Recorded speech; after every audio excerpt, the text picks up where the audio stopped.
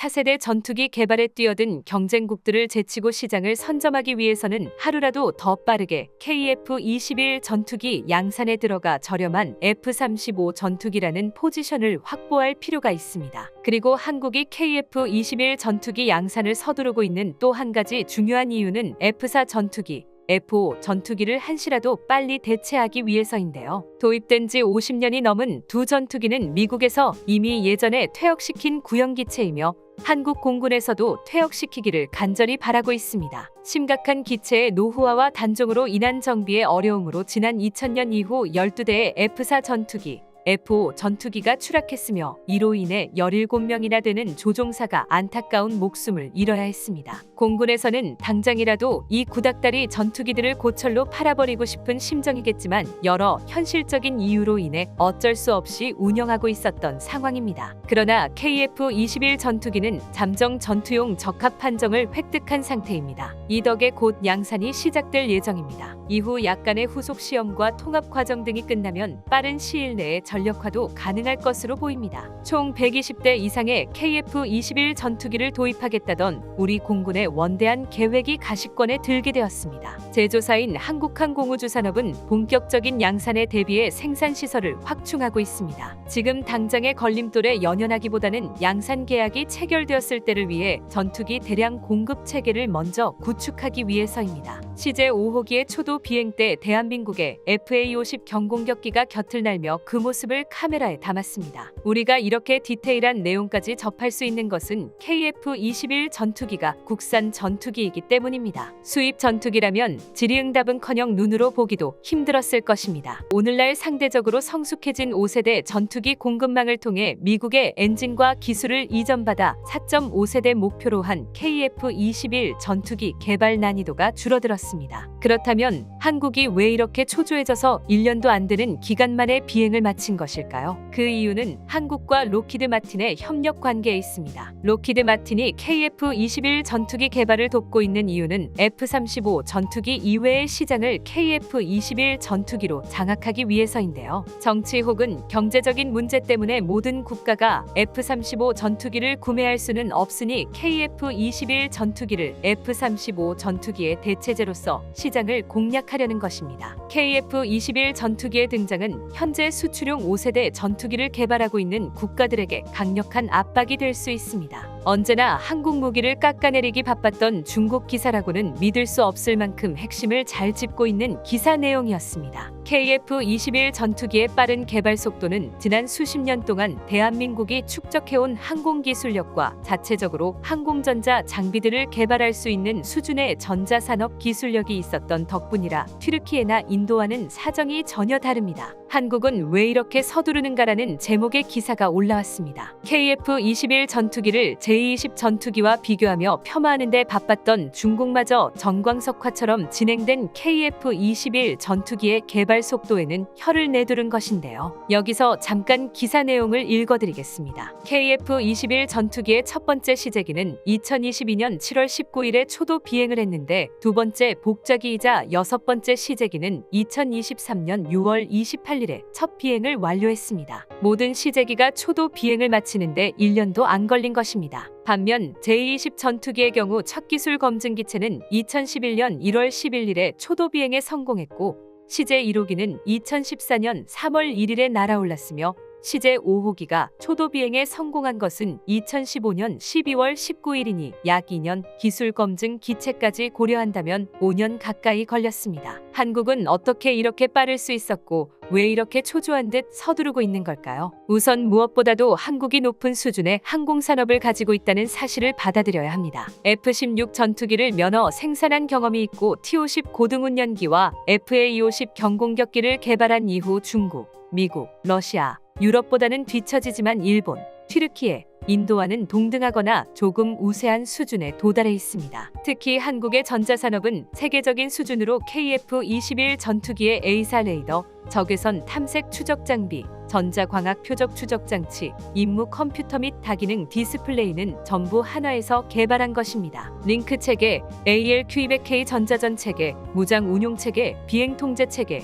피아 식별 체계 역시 모두 LIGNX1에서 개발한 한국제 장비입니다. KF-21 전투기는 수많은 난관을 극복하며 개발에 성공한 4.5세대 초음속 전투기입니다. 그러나 이해하기 어려운 사업 타당성 조사 결과로 초도 물량이 절반으로 줄어드는 위기를 겪기도 했습니다. 기술이나 예산 문제가 아닌 정보기관의 판단으로 개발 사업이 흔들렸다는 점은 납득하기 어려운 부분이었습니다. 현재 KF-21은 국내외에서 큰 관심을 받고 있으며 이미 알려진 성능 외에도 잘 드러나지 않은 세부적인 이야기들이 존재합니다. 그래서 이번 시간에는 KF-21 전투기에 대한 다양하고 흥미로운 비밀들에 대해 알아보겠습니다. 긍정적이든 부정적이든 KF-21 전투기는 대한민국 방산 분야뿐 아니라 세계 전투기 시장에서도 초미의 관심 대상입니다. KF-21 전투기의 개발이 최종적으로 성공해 양산이 시작되고 블록2, 블록3 개발이 완료되면 미국과 유럽 전투기들이 장악하고 있는 전투기 시장 자체를 뒤집어버릴 수 있기 때문입니다. 처음 대한민국이 KF-21 전투기 개발 사업을 시작한다고 했을 때만 해도 우려와 조롱의 말들이 많았지만 이제는 서구의 전문가들도 KF-21 전투기의 가능성을 높게 평가하고 있습니다. KF-21 전투기의 초도 물량 생산이 다시 원래의 계획처럼 40대로 복귀하는 쪽으로 가닥이 잡혔는데요. 이는 국내외 전반적인 비판 여론이 가장 큰 역할을 했지만 방사청이 끈질기게 노력한 영향도 적지 않았습니다. 일각에서는 한국국방연구원의 제안대로 초도 물량은 20대로 양산하고 추후에 공대지 능력을 모두 갖추고 난 다음 20대 추가 생산을 하는 것도 나쁘지 않은 방법이라고 주장합니다. 그러나 우리 공군의 전력 공백과 전투기 시장 선점이라는 관점에서는 최대한 차질 없이 그리고 빠르게 진행하는 것이 더 나은 방법이라는 의견이 다수를 차지하고 있습니다. 하지만 원래 계획대로 진행하더라도 유례없는 속도로 개발을 마치는 것일 뿐더러 이번이 대한민국의 첫 초음속 전투기 개발 시도인 것을 생각한다면 너무 서두르다가 문제가 생기지는 않을까 우려하지 않을 수 없습니다. F-22 전투기를 세계 최강의 전투기로 만들어준 기술 중 하나입니다. 하지만 노즐을 움직이면서도 고온 고압의 가스가 새어나가지 않도록 만들어야 하기에 상상 이상으로 개발하기 어려운 기술인데요. 이러한 추력 편향 기술이 중국의 J-10 전투기에 적용되었다는 것입니다. 하지만 이건 어이없는 해프닝에 불과합니다. 중국이 J-20 전투기에 추력 편향 노즐을 적용하기 이전에 J-10 전투기로 테스트한 적이 있는데 공개된 J-10 전투기 사진을 보고선 출력 편향 노즐이 적용됐다고 착각해버린 겁니다. 이쯤 되면 인도네시아가 불쌍해지는데요. 더 불쌍한 건 중국 J-10 전투기의 성능입니다. 지난 2015년 J-10 전투기가 우천 비행 중 누수가 발생한 사실이 뒤늦게 공개되며 몰매를 맞은 적이 있었습니다. J-10 전투기를 개발한 청도에서는 곧바로 방수 기능을 보완해 문제를 해결했다고 발표했었지만 이건 역시 거짓말이었다는 사실이 중국 방송을 통해 들통났었습니다. 지난 2021년 중국 관영 매체인 CCTV의 군사 프로그램에서 J-10 전투기 정비 현장을 취재했는데요. 정비병이 J-10 전투기를 마른 스펀지로 닦는 장면이 카메라에 담겼습니다. 해당 정비병은 뭘 하고 있냐는 진행자의 질문에 물을 뿌리면 전투기 표면에 코팅을 뚫고 기체로 들어가 내부 부품이 녹슬 수 있기 때문에 정비할 때는 세정제를 바른 스펀지로 닦고 있다고 설명했습니다. 자동차 세차하는 것처럼 물을 뿌려서는 안 된다.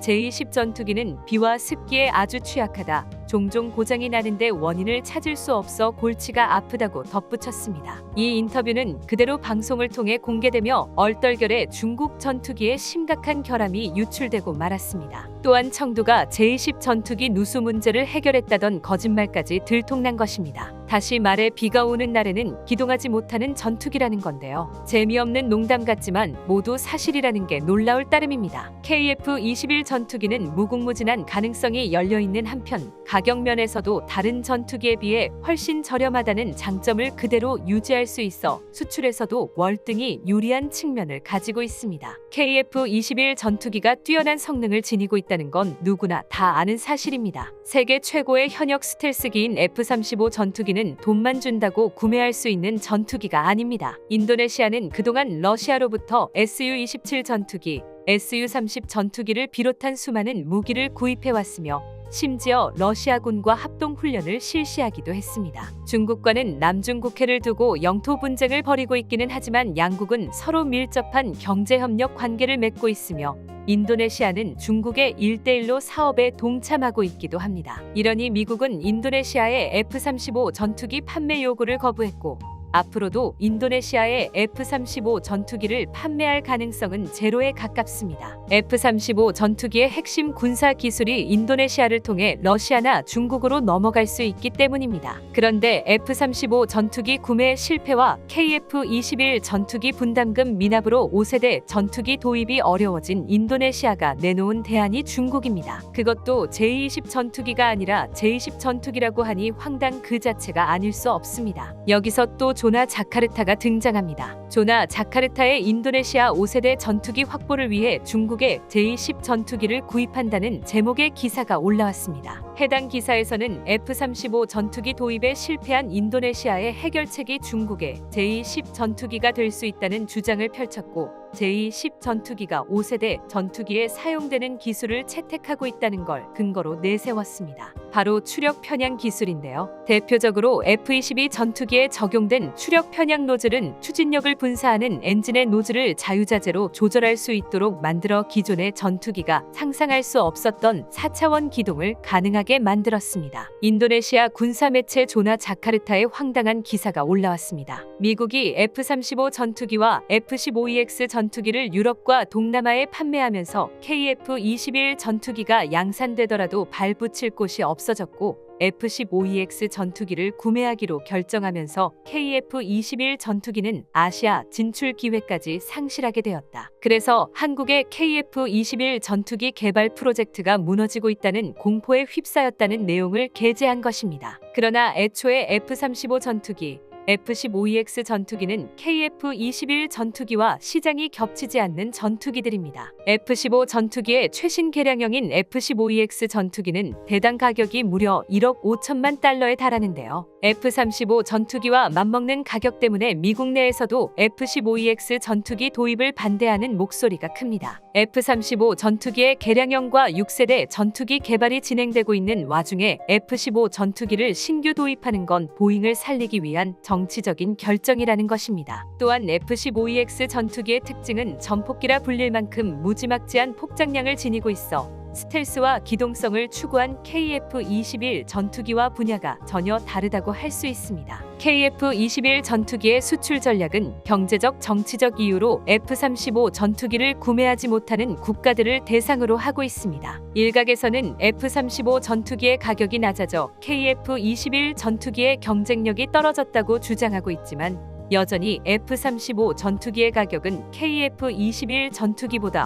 훨씬 비싸고 기타 후속 지원 비용까지 포함하면 4배 이상 증가하게 됩니다. 또한 미국의 수출용 다운그레이드와 기술적 폐쇄성도 고려해야 합니다. 미국의 기술 보안 정책으로 인해 F-35 전투기를 구매하더라도 마음대로 정비할 수 없고 원하는 미사일을 장착할 수도 없습니다. 따라서 KF-21 전투기의 경쟁력은 충분히 갖춰진 상태입니다. 구제불능 허언증과 별개로 인도네시아는 마구잡이식으로 해외 전투기를 사들였는데요. 프랑스의 라팔 전투기 42대를 도입하기로 결정했고, 미국의 F-15EX 전투기 24대 구매를 위해 MOU도 체결한 상태입니다. 그러나 인도네시아는 애초부터 F-35 전투기를 도입하고 싶어 했습니다. KF-21 개발 사업을 돌이켜보면 가히 이례적이라 할 만큼 차질 없이 진행돼 왔습니다. 현재 미국의 주력 스텔스기인 F-35 전투기는 1992년에 개발을 시작해 초도 비행을 한 것이 2006년이었습니다. 개발부터 초도 비행까지 14년이라는 세월이 걸린 것인데요. 미국이나 유럽 등 전투기 시장을 주도해온 선진국들도 일반적으로 신형 전투기의 개발 기간이 15년 이상이라는 것을 생각해보면 그렇게 오래 걸린 것도 아닙니다. 그런데 KF-21 전투기는 개발 성공 기간을 불과 10여 년 안팎으로 잡았는데요. 해외 글로벌 방산업체 관계자가 기적을 바라는 무모한 일정이라고 말할 정도였습니다. 하지만 빠른 속도보다 더욱 놀라운 것은 주요 핵심 기술들을 우리 손으로 직접 개발해냈다는 것입니다. 사실 한국이 자체 개발에 성공했기 때문에 빠른 진행이 가능했던 것이기도 합니다. 이렇게만 봐도 KF-21 전투기의 개발이 정말 대단한 업적이라는 걸 알 수 있는데요. 다른 나라와 비교해보면 그 성과가 더욱 두드러집니다. KF-21 전투기 공동개발국으로 시작했던 인도네시아는 분담금 미납으로 인해 파렴치한 민폐국으로 전락해버리고 말았습니다. 가장 최근에 들려온 소식으로는 인도네시아가 국방비를 20% 이상 증액했다고 합니다. 증액된 국방비는 주로 공군력 증강에 사용될 것으로 보이는데요. 그러면서도 KF-21 전투기 분담금 지불 의사는 전혀 없는 것으로 확인되고 있습니다. 최종적으로 KF-21 전투기 공동개발 사업에서 인도네시아의 퇴출은 정해진 수순입니다. 분담금 지급 의사가 전혀 없는 것도 문제지만 더욱 황당한 건 인도네시아의 고집과 허언증입니다. 이렇게 되면 새로운 개발 사업을 진행하지 않고도 완성된 무인기용 엔진을 활용해 터보샤프트 엔진에 필요한 코어 개발이 가능하기 때문에 한화에어로스페이스 입장에서는 대형 터보샤프트 엔진 개발을 위해서 막대한 개발 자금을 추가할 필요가 없으며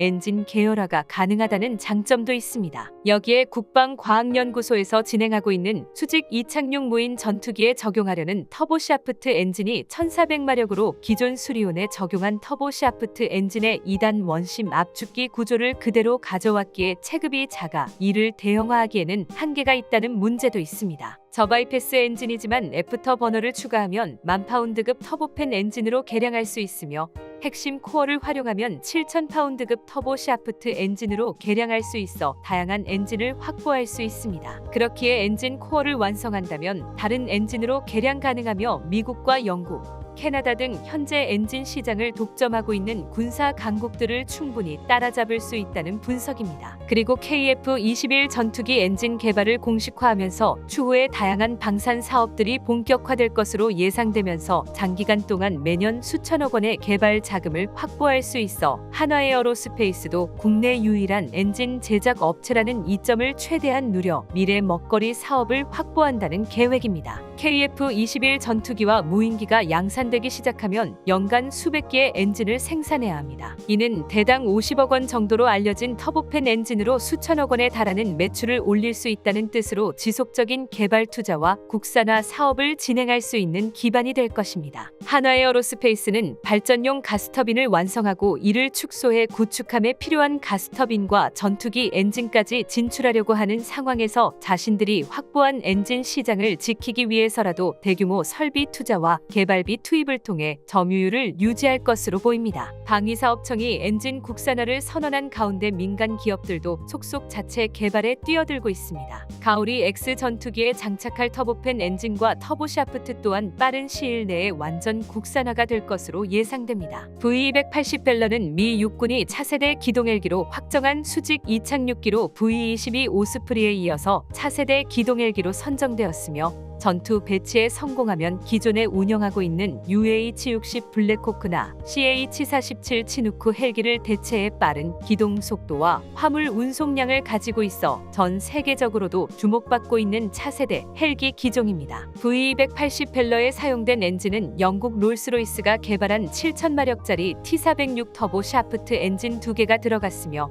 이를 이용해 무려 520km의 속도로 운영할 수 있어 현재 활용되는 헬기의 2배 속도를 낼 수 있습니다. 또한 헬기가 보유한 전투 행동 반경이 200에서 300km인데 비해서 수직 이착륙으로 개발되고 있는 V280 벨런은 1500km의 행동 반경을 가지고 있으며 한 번 주유로 4000km를 이동할 수 있어 막강한 성능을 뽐내고 있습니다. 한화에어로스페이스가 개발을 제안하고 있는 V280 벨러에 적용된 터보샤프트 엔진에 대해서 알아보면 V22 오스프리에 활용된 엔진을 개량한 것으로 UH-60 블랙호크나 AH-64 아파치, KUH 수리온에 적용된 2000마력대의 터보샤프트보다 강력한 7000마력대이며 V22 오스프리 엔진에서 문제되었던 틸트로터 제어 방식을 다중 채널로 설계하고 첨단 시스템으로 구성했다는 점이 개선점이라고 볼 수 있습니다. 미국은 영국 롤스로이스에서 개발한 T406 터보샤프트 엔진을 활용해 오스프리뿐 아니라 미 해병대가 운영하는 CH-53K 킹스텔리온 초대형 헬기에 장착했으며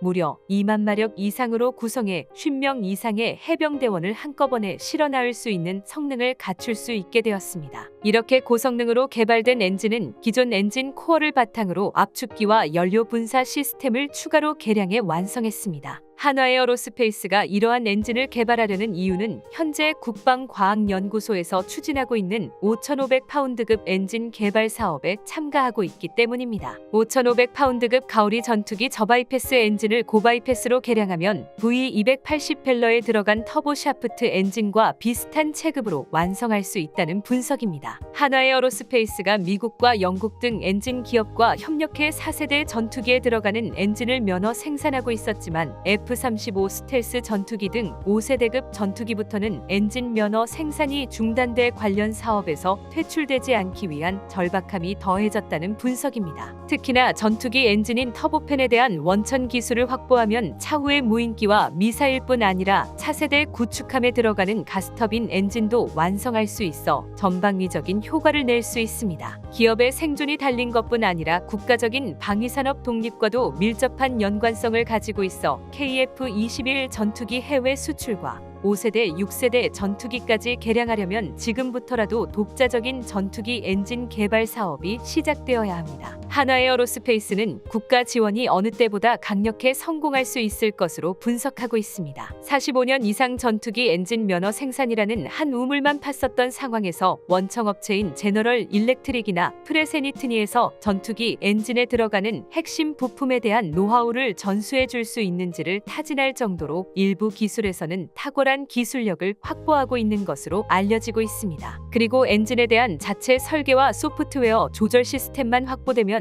자체 생산이 완전히 가능할 것으로 분석됩니다. 이러한 생산 노하우를 가지고 있는 한화에어로스페이스가 미국에서 개발하고 있는 V280펠러가 사용하는 터보 샤프트 엔진 개발을 추가로 제안하고 있는 것으로 알려져 전투기에 필요한 터보팬과 헬기 등에 필요한 터보 샤프트 엔진을 동시에 개발하려는 모습을 보여주고 있습니다. KF-21 전투기의 완벽한 국산화를 위해 한화에어로스페이스가 전투기 엔진 자체 개발에 나선다고 합니다. 이를 위해서 가스터빈 엔진에 대한 자체 설계 능력을 확보하고 창원에서 가동하고 있는 공장을 증설하기 위해 600억 원 이상을 투자할 계획이며 생산 라인도 추가하는 것으로 알려지고 있습니다. 특히 전폭적인 지원으로 대규모 투자가 진행될 것으로 알려져 방위산업에 집중하고 있는 상황에서 실적 향상을 위해 핵심 사업으로 설정될 것으로 보입니다. 그동안 제네럴 일렉트릭에서 설계도와 제조에 관한 노하우를 제공받아 생산한 엔진이 40% 국산화에 그쳤지만